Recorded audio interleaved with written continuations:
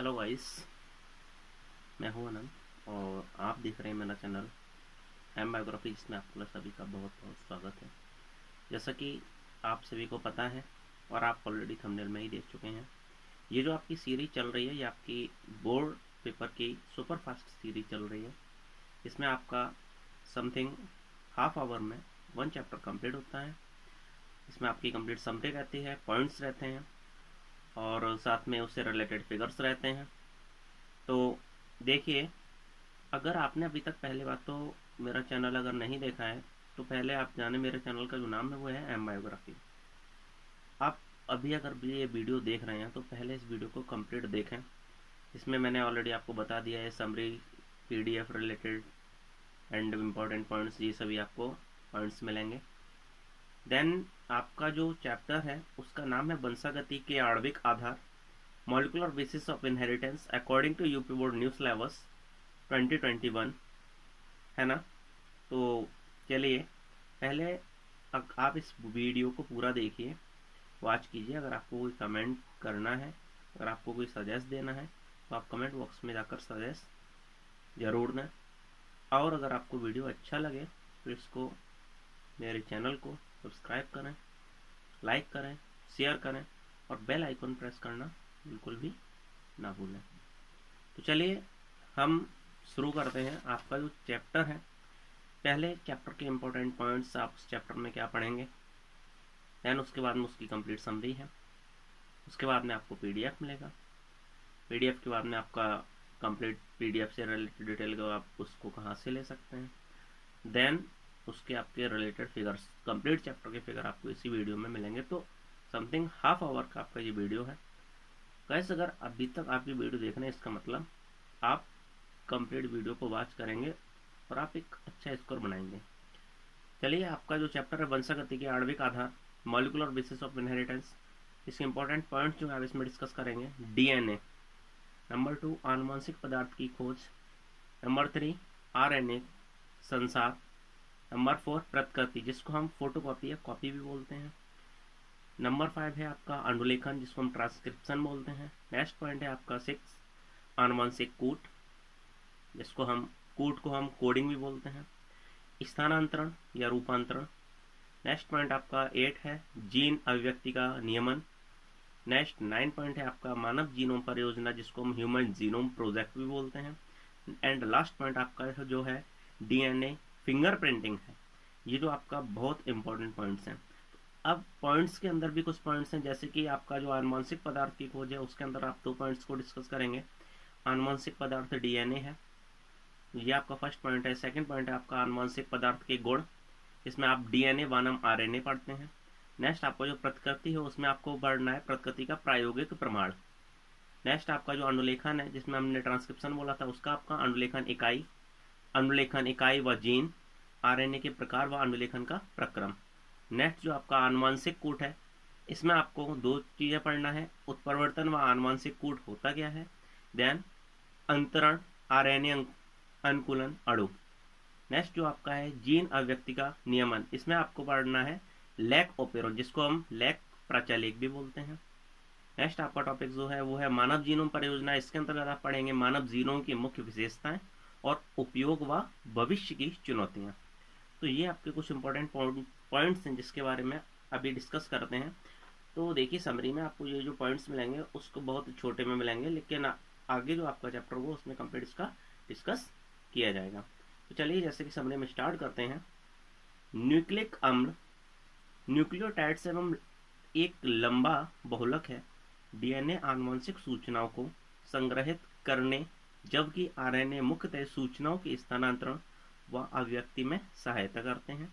DNA व RNA दोनों आनुवंशिक पदार्थ के रूप में कार्य करते हैं, लेकिन डीएनए रासायनिक व संरचनात्मक अधिक स्थिर होने से उपयुक्त आनुवंशिक पदार्थ है।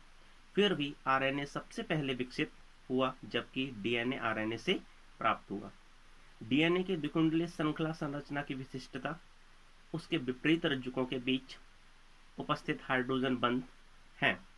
नियम के अनुसार एडेनिन थाइमिन से 2 हाइड्रोजन बंध के द्वारा जुड़ा होता है, जबकि ग्वानिन साइटोसिन से 3 हाइड्रोजन बंधों के द्वारा जुड़ा हुआ रहता है। इससे एक रज्जुक दूसरे के पूरक होते हैं। डीएनए की प्रतिकृति या कॉपी से कंजर्वेटिव ढंग से होती है, जबकि यह प्रक्रम पूरक हाइड्रोजन बंध द्वारा निर्देशित होता है। साधारण ढंग से अगर कहा जाए तो डीएनए का यह खंड जो आरएनए का कूट लेखन करता है उसे जीन कहते हैं। अनुलेखन के दौरान डीएनए का एक रज्जुक टेम्पलेट के रूप में कार्य करता है, जो आरएनए के संश्लेषण में दूत आरएनए या मैसेंजर आरएनए को सक्रिय करता हुआ स्थानांतरित हो जाता है। जीवाणुओं में अनुलेखित एमआरएनए क्रियात्मक होता है, अतः वह सीधे ही हो जाता है।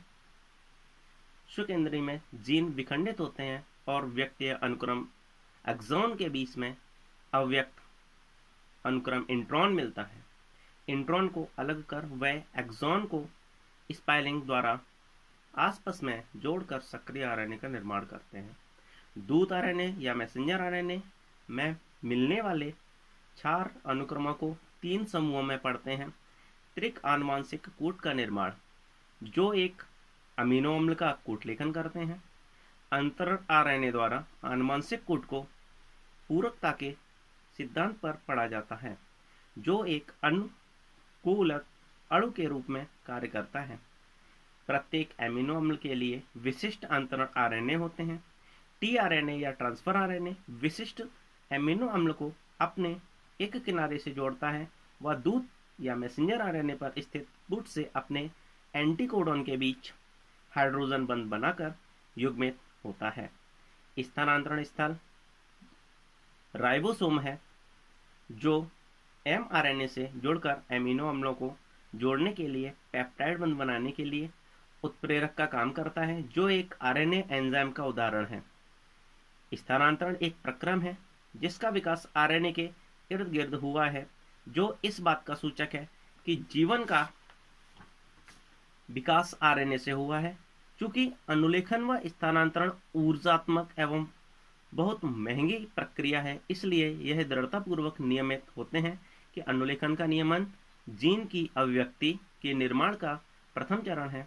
जीवाणु में एक से अधिक जीन आपस में इस तरह से व्यवस्थित होते हैं कि वे एक इकाई के रूप में नियमित होते हैं, जिसे प्रचालेक या ओपेरॉन कहते हैं।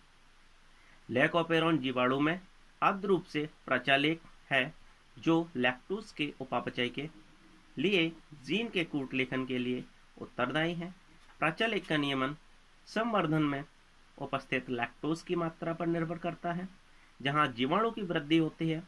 इस कारण से यह प्रकार के नियमन को क्रियाधार के रोध द्वारा एंजाइम संश्लेषण के नियमन के रूप में भी देख सकते हैं। मानव जीनोम परियोजना एक बृहद परियोजना थी, जिसका उद्देश्य मानव जीनोम में स्थित सभी क्षारों का अनुक्रम करना था। इस परियोजना से बहुत नई सूचनाएं प्राप्त हुई। इस परियोजना के फलस्वरूप कई नए क्षेत्रों व अवसरों के रास्ते खुले।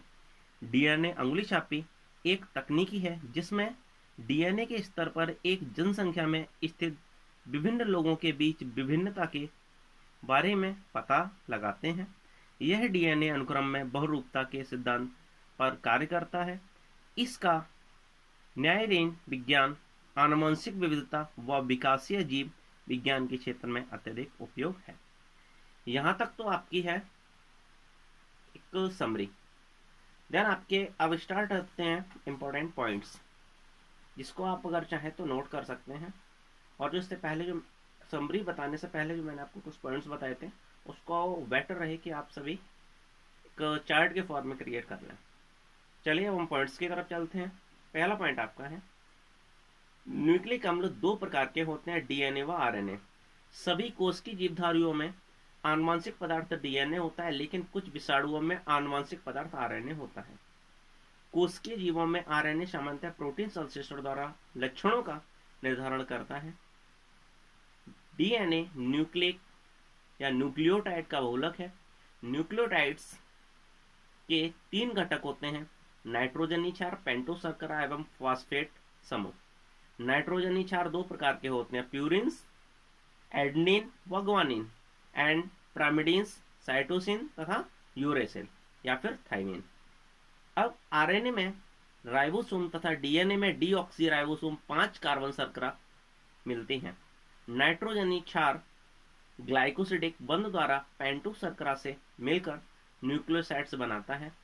न्यूक्लियोसाइड्स के हाइड्रोक्सिल समूह फास्फोएस्टर बंध द्वारा मिलकर न्यूक्लियोटाइड्स बनाते हैं। डीएनए की नाभिकीय अम्ल के रूप में खोज फ्रेडरिक मीसर ने सन 1869 में की थी, 1869। जेम्स वाटसन एवं फ्रेडरिक क्रिक एवं विल्किंस 1953 ने डीएनए अणु की संरचना का द्विकुंडलीय मॉडल प्रस्तुत किया। डीएनए अणु की दोनों पॉलीन्यूक्लियोटाइड्स रज्जों एक दूसरे के साथ प्रति समांतर होते हैं। समांतर होने का मतलब है उनके बीच में गैपिंग एक बराबर रहती है, जिसमें एक रज्जुक की ध्रुवता 5' से 3' की ओर से हो तो दूसरे ध्रुवता 3' से 5' की ओर होती है। दोनों रज्जुकों के नाइट्रोजन क्षार आपस में हाइड्रोजन बंधों द्वारा युग्मित होते हैं या जुड़ते हैं। इवरिन चारगाफ 1950 के अनुसार डीएनए अणु में प्यूरिन्स तथा पिरिमिडीन्स क्षार की संख्या बराबर होती है।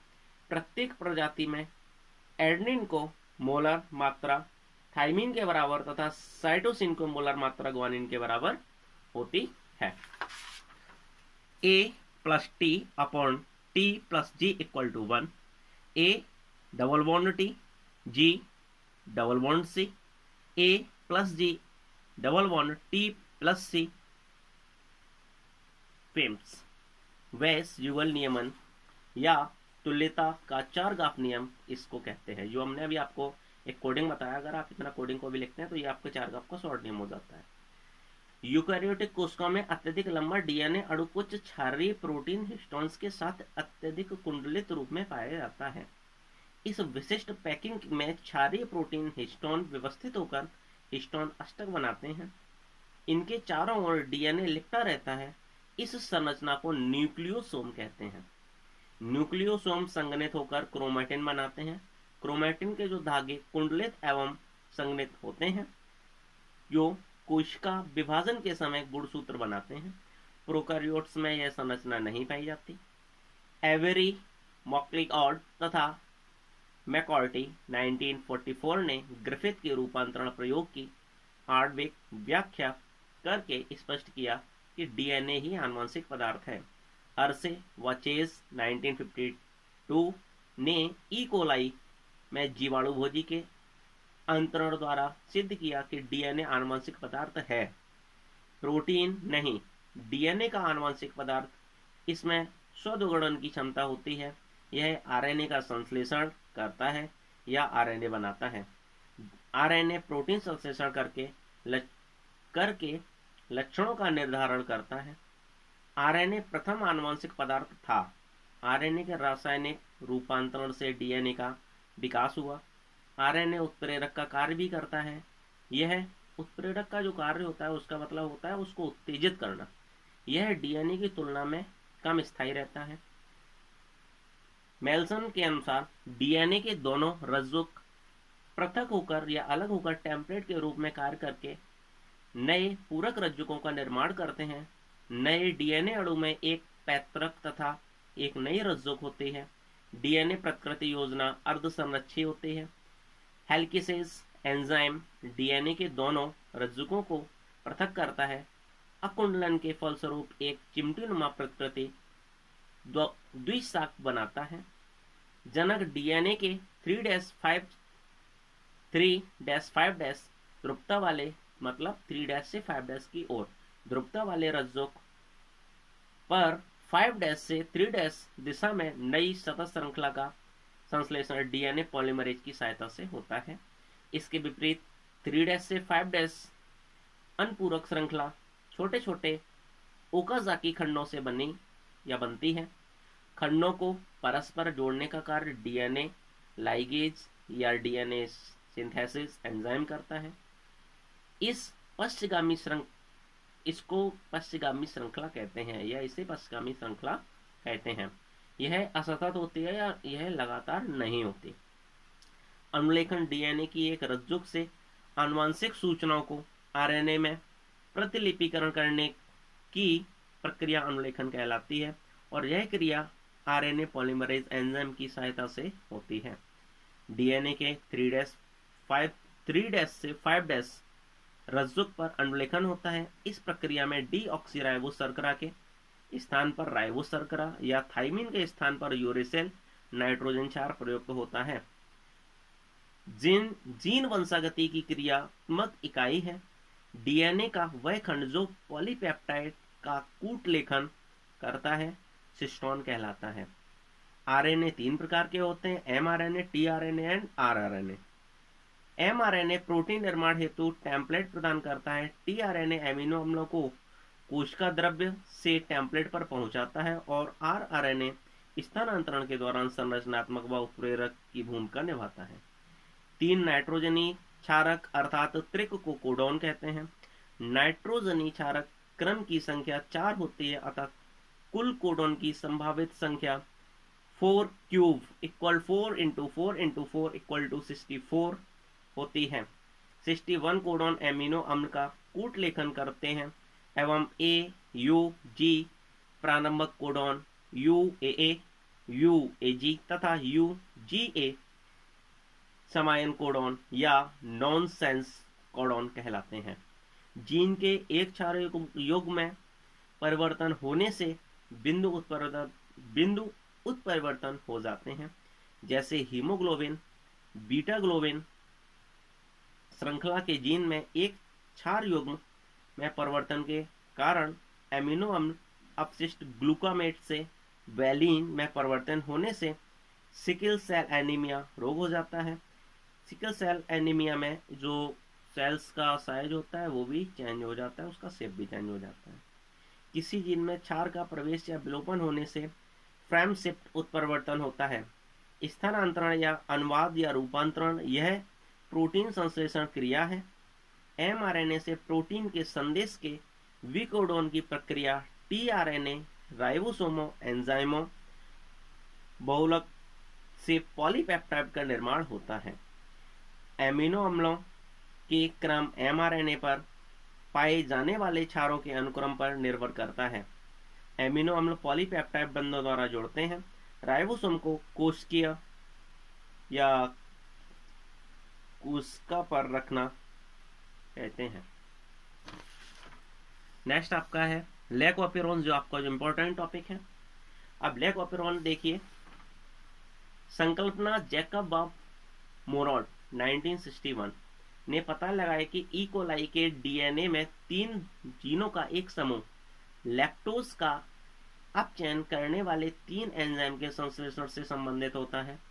पोषण माध्यम में लैक्टोज होने पर ये जीन सक्रिय होते हैं और लैक्टोज के अभाव में ये निष्क्रिय रहते हैं। एक ओपेरॉन में संरचनात्मक gene, promoter gene, operator gene तथा नियामक जीन होते हैं। लैक्टोज का अपचयन 3 एंजाइम द्वारा होता है। इन 3 एंजाइम जीनों को संरचनात्मक जीन भी कहते हैं। लैक ऑपेरॉन एक प्रेरण ओपेरॉन की भांति कार्य करता है। प्रेरण द्वारा निष्क्रिय जीन को प्रोटीन संश्लेषण के लिए प्रेरित किया जाता है। सन 1990 में मानव जीनोम परियोजना प्रारंभ की गई। सन 2003 में वैज्ञानिकों ने मानव जीनोम में न्यूक्लियोटाइड्स के क्रम निर्धारण का कार्य पूरा कर लिया। मानव जीनोम में लगभग 3x109 क्षार युग्म मिलते हैं। मानव जीनोम परियोजना के लक्ष्य नंबर 1 मानव जीनोम न्यूक्लियोटाइड्स युग्म के क्रम का निर्धारण, नंबर 2 20 से 25,000 जीन्स के बारे में पता लगाना, नंबर 3 मानव जीनोम के मैप तैयार करना, नंबर 4 मानव जीनोम में पाए जाने वाले जेनेटिक शर्कराओं को निर्धारित करना, नंबर 5 विभिन्न रोगों की पहचान तथा निदान, नंबर 6 योजना के कारण उठने वाले सामाजिक, नैतिक, कानूनी मुद्दों पर विचार करना आदि। नेक्स्ट आपका जो पॉइंट है उसमें है डीएनए अनुक्रमों से प्राप्त सार्थक जानकारी व शोध से जैविक तंत्रों को समझने में नए आयाम स्थापित हो सकेंगे। आनुवांशिक रोगों की पहचान तथा उपचार संभव हो सकेगा। डीएनए फिंगरप्रिंटिंग तथा पैतृकता निर्धारण का समाधान किया जा सकता है। डीएनए अंगुली छापी या डीएनए फिंगरप्रिंटिंग। इसमें डीएनए के अनुक्रमों में मिलने वाले अंतर व्यक्ति विशेष के समलक्षणीय रूप को निर्धारित करते हैं। इस तकनीक द्वारा डीएनए में स्थित उन क्षेत्रों की पहचान की जाती है जो एक व्यक्ति से दूसरे व्यक्ति में किसी भी मात्रा में भिन्नता दर्शाते हैं। आनुवंशिक बहुरूपता जो व्यक्तियों में VNTR के रूप में प्रदर्शित होती है का विश्लेषण ही इस तकनीक का आधार है। इस तकनीकी का विकास एलके जेफरे तथा सहयोगियों ने 1985 में किया था। डीएनए फिंगरप्रिंटिंग केवल पुनरावृत्ति अनुक्रमों में विभिन्नताओं पर आधारित है। इसका उपयोग पैतृक परीक्षण, अपराधियों, दुर्घटनाओं में मरने वाले व्यक्तियों व खोए हुए बच्चों के माता पिता की पहचान, अस्पताल से चोरी हुए शिशु के माता पिता की पहचान आदि के करने में किया जाता है। यहाँ पर आपका कंप्लीट चैप्टर फिनिश होता है। जल्दी ही आपको अगला चैप्टर मिलेगा। अगर यहाँ तक आपको वीडियो अच्छा लगा है या अगर आप चाहते हैं कि इसमें कोई चेंजिंग की जाए तो आप कमेंट करें, मेरे चैनल को सब्सक्राइब करें और बोर्ड के जो स्टूडेंट्स हैं उन तक जल्दी से जल्दी शेयर करें ताकि एग्ज़ाम होने से पहले ही उनके पास में सभी वीडियोस पहुंच जाएं। और आप लोगों के माइंड में एक बहुत कन्फ्यूजन चल रहा है कि एग्ज़ाम होगा या नहीं होगा, काफ़ी न्यूज़ आ रही है। तो मोस्टली देखिए, मैं तो कहूँगा कि 90% आप मानकर चलिए आपका एग्ज़ाम होगा, क्योंकि अगर आप तैयारी करते हैं वो आपकी कहीं ना कहीं काम में ही आएंगी। बाय द वे, अगर आपने तैयारी नहीं की और फिर अगर आपका एग्ज़ाम होता है तो आप क्या करेंगे? कोई ऑप्शन है?